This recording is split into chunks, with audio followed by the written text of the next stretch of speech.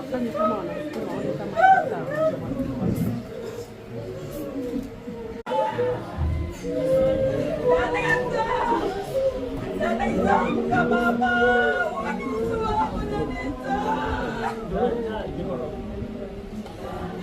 Sasa tuombe, kama tutakuwa tumemaliza, tunaomba jamani,